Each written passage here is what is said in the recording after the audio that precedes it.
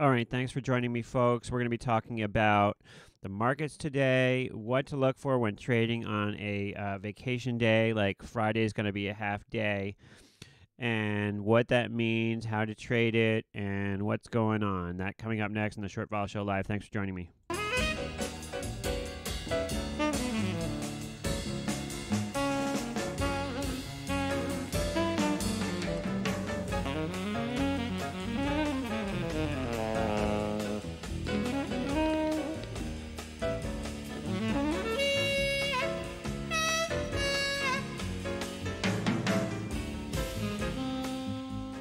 All right, we'll say goodbye to our friend Stan for a little bit.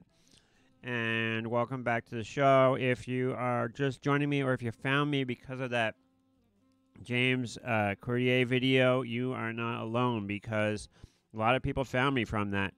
Anyway, we are coming into this Thanksgiving holiday type situation, and so holidays are characterized by illiquidity. So stuff can move around, weird stuff can happen. Not that many people are around as far as making markets and stuff. So markets are wider than usual. You might get a bargain or something. If you are trading options, I would recommend using limit orders and maybe try to make a market that's kind of bad. Like try to, if you're bidding for something, instead of bidding mid-market or more, maybe bid slightly off the market. People will be sneaky with you on days like today with options trading. If they see you coming in and bidding for something, they may move the market in front of you away from what the actual market is, and see if you don't notice, and see if you try to pay up.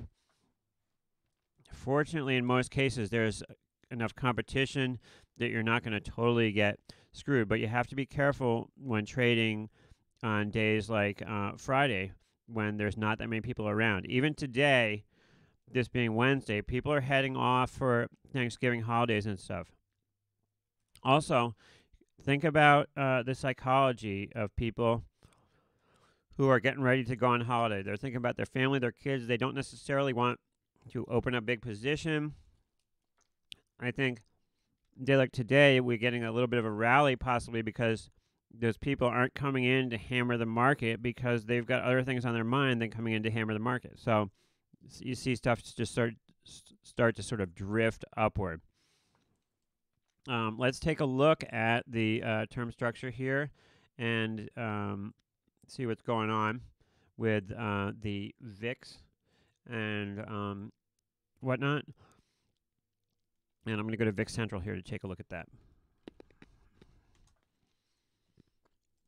Now, interestingly enough, okay, so we did have the expiration this morning in the options we did the expiration this morning in the futures for the VIX. So the no future came off. Now we're into December, and it's interesting to see here that December has always been lower than the other months. That's sort of like a seasonal thing that they seem to always do. But it's interesting to see how much they actually have the Dec-Jan relationship lined up in contango here with spot above all of the futures prices. If we end up closing like this is actually good for, obviously, for short vol people. If we close the day in contango, even during this sort of spike here with spot above all the prices, it's an interesting formation there because you would think that we would be in backwardation still with the situation, but I guess just because D is so discounted in people's minds, and B, I think these futures guys, they would like to keep stuff in contango if they can because it helps them with the rolls. But yeah, interesting shape today. Noticeable how low DC is compared with Jan, even with us in a situation where the roll is negative. Wow, look at that outlier on the screen there. That's obviously an outlier in the VIX right there. So markets today, the big rally. E-minis up 28. NASDAQ up 100. NASDAQ up 100. Looks like it's representing 1.6% up move. So stuff's really bounced back. Also, the IWM really making a big move to the upside again today. The IWM up 2% at this point. And we really have seen a bounce back from yesterday. Facebook up $3.50. Apple, though, kind of lagging, only up $1 after the big down move yesterday. MJ stocks recovering, and vol definitely coming off here, coming in. Now, we don't know if this is going to be, well, it comes down and this all just snaps right back on either Friday or Monday. But in the meantime, there has been some relief. And who knows why? The market's a very complicated thing. To point to one thing and say, well, this is the reason why this happened, it seems kind of foolish to me. But I suspect that part of this is that not many people are around and stuff is just kind of drifting.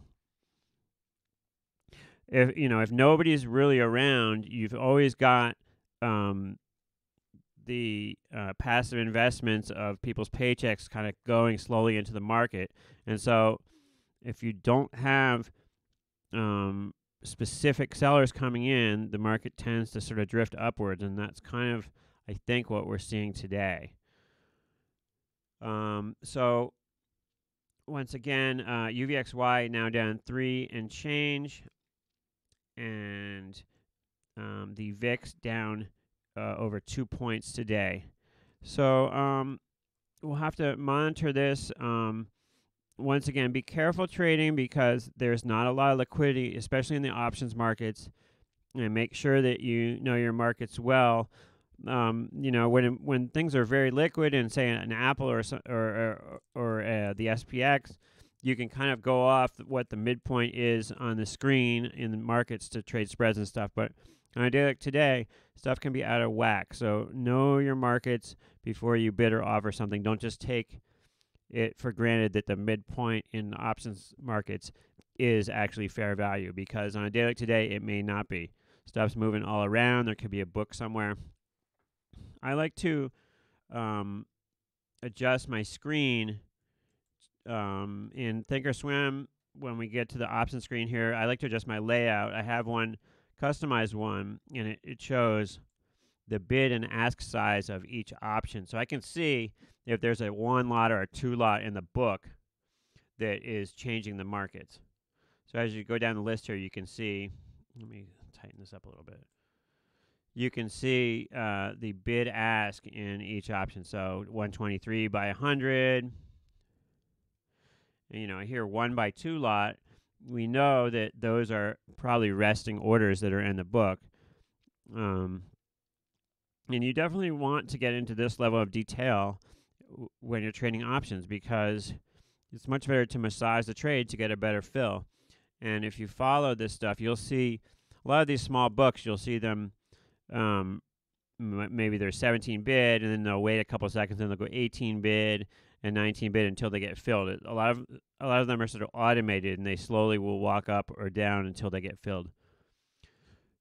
But yeah, it comes down to knowing your product. It depends on which issues you're trading, but some of these are very illiquid. I've been trading a Tilray today, and there's some liquidity, but not a whole lot. UVXY, same thing, some liquidity, but not a whole lot. Anyways, thanks for checking in with me today. I appreciate everyone's support. Please consider signing up for Patreon. Just give $1 so that I know you're out there. And thanks to Gorilla Trades for sponsoring me. And I will see you next time on the Short Vol Show. Thanks, and stay in touch.